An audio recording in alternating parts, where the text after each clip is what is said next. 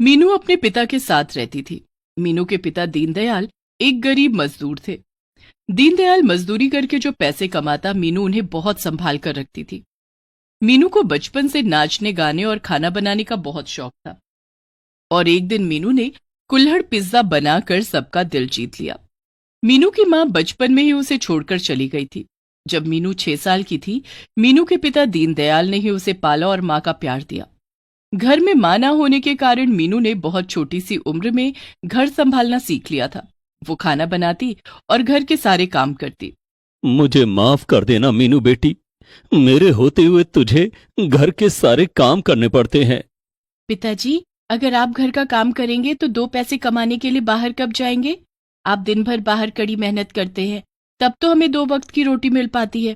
मुझे घर का काम करने में कोई परेशानी नहीं है, बल्कि अच्छा लगता है। मुझे पता है बेटी, तू बिल्कुल अपनी माँ जैसी है, घर को संभाल कर रखने वाली।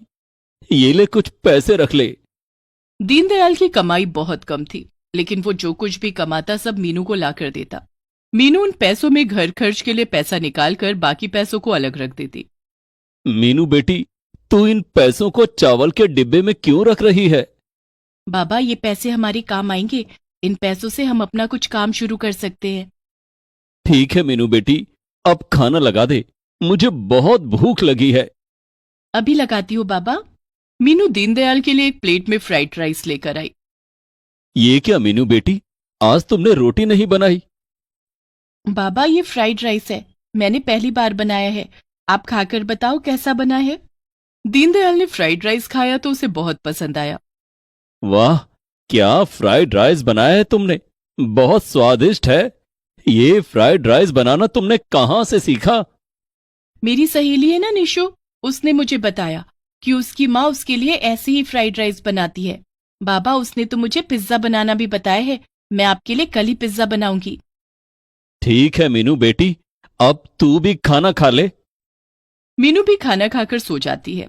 दूसरे दिन मीनू ने चावल के डब्बे में बचाए हुए पैसों से कुछ पैसे निकाले और बाजार से पिज्जा बनाने का सामान लेकर आई। उस दिन उसने पिज्जा बनाकर दीनदयाल को खिलाया। वो पिज्जा बहुत ही टेस्टी था। मीनू बेटी, तूने ऐसा पिज्जा बनाया है जैसे किसी बड़े शेफ ने बनाया हो। तेरे हाथों में जादू है। सच बाबा? हाँ मीनू बेटी, तू भी तो खा के देख। मीनू भी अपना बनाया हुआ पिज्जा खाती है, जो उसे बहुत अच्छा लगता है। इसी तरह मीनू आए दिन कुछ न कुछ बनाकर अपने पिता को खिलाती। इसी तरह उन दोनों के दिन खुशी खुशी बीत रहे थे। लेकिन एक दिन अचानक मीनू के ऊपर दुखों का पहाड़ टूट पड़ा। जब मजदूरी करते समय दीनदयाल सीढ़ियों से गिर गया और उसका एक पैर टूट गया। दीनदयाल के दोस्त उसे अस्पताल ले गए और मीनू को इस बात की खबर दी। मीनू चावल के डब्बे से सारे पैसे लेकर भागी भागी अस्पताल पहुंची और दीनदयाल के पैरों का इलाज करवाया।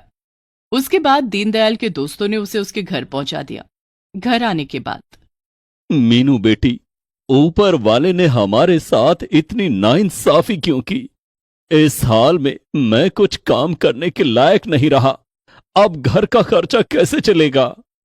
आप परेशान मत हो बाबा, कुछ न कुछ उपाय जरूर निकल आएगा। चिंता तो अब मीनू को भी थी, क्योंकि उसके बचाए हुए सारे पैसे दीनदयाल के इलाज में खर्च हो गए थे। लेकिन मीनू एक खुशहाल और जिंदा दिल लड़की थी। वो कठिन परिस्थितियों से हार मानने वाली नहीं थी। दूसरे दिन मीनू घर के बाहर बैठी थी, तभी उसकी सहेली निशु वहां आई। वो 2 कुल्हड़ में चाय लेकर आई थी। उसने एक कुल्हड़ मीनू को देते हुए कहा, ये ले मीनू, ये कुल्हड़ वाली स्पेशल चाय मेरी माँ ने बनाया है, सोचा तेरे लिए लेती चलूं। मीनू ने कुल्हड़ वाली चाय पी। कुल्हड़ में चाय पीने का स्वाद ही अलग होता है। ये आम चाय की तरह नहीं होती। इसकी खुशबू मन को खुश कर देती है। इसीलिए तो ये कुल्हड़ वाली चाय मैं तेरे लिए लाई थी। मतलब, तू क्या कहना चाहती है? कल जब मैं अपनी माँ के साथ बाजार गई थी तो देखा एक आदमी कुल्हड़ में पिज्जा बेच रहा था और उसका पिज्जा खाने के लिए लोगों की भीड़ लगी हुई थी। कुल्हड़ में पिज्जा? हाँ, कुल्हड़ में पिज्जा। तू तो पिज्जा अच्छा बनाती है, तू क्यों नहीं करती ऐसा कुछ? लेकिन अब तो मेरे पास पैसे नहीं बचे हैं, घर में खाने के लिए एक दाना नहीं है।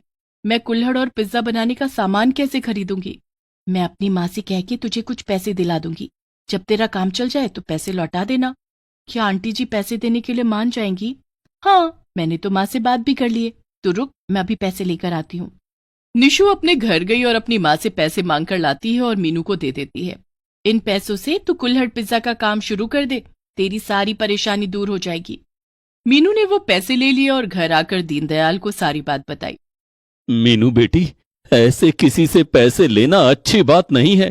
तू अभी निशु के घर जाकर इन पैसों को वापस कर दे। लेकिन बाबा, इसमें गलत क्या है?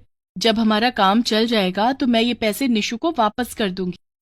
ठीक है मीनू बेटी, लेकिन मुझे तेरा ये काम करना बिल्कुल अच्छा नहीं लग रहा है। तुझे मेरी वजह से ये सब करना पड़ रहा है।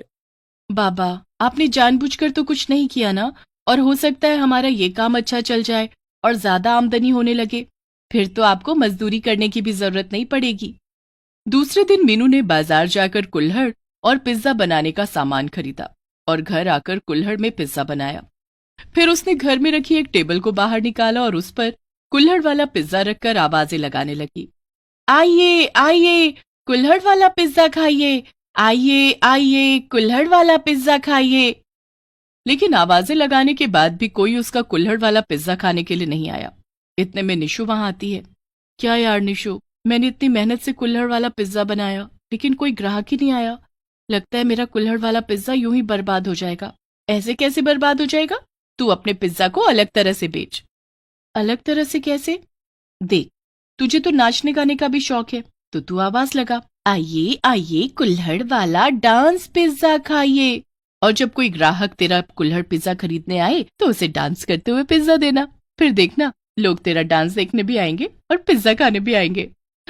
अरे वाह निशु, तेरा आइडिया तो बहुत अच्छा है। अब मीनू ने ऐसा ही किया और आवाजें लगाने लगी। आइए आइए, कुल्हड़ वाला डांस पिज्जा खाइए, आइए आइए, कुल्हड़ वाला डांस पिज्जा खाइए। मीनू की आवाज सुनकर राहगीर चौंक गए। अरे भाई, ये कुल्हड़ वाला डांस पिज्जा कैसा होता है?